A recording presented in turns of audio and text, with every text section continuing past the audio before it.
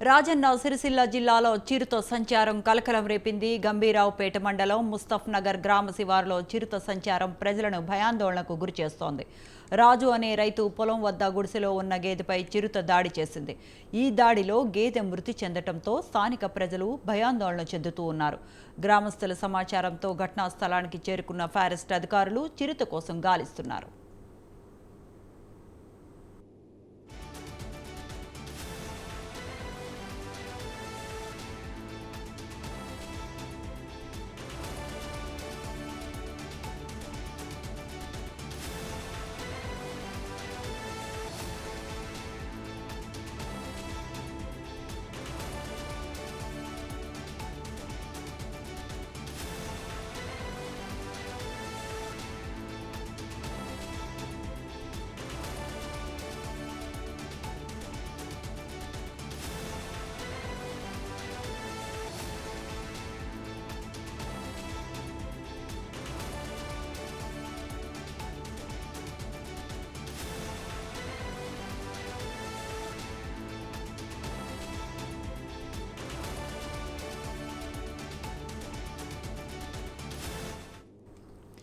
రాజన్న సిరిసిల్ల జిల్లాలో చిరుత సంచారం కలకలం రేపింది. గంభీరావుపేట మండలం ముస్తఫానగర్ గ్రామ శివారులో చిరుత సంచారం ప్రజలను భయాందోళనకు గురిచేస్తోంది.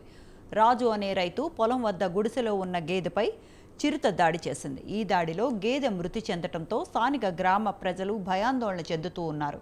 గ్రామస్తుల సమాచారంతో ఘటనా స్థలానికి చేరుకున్న ఫారెస్ట్ అధికారులు చిరుత కోసం గాలిస్తున్నారు.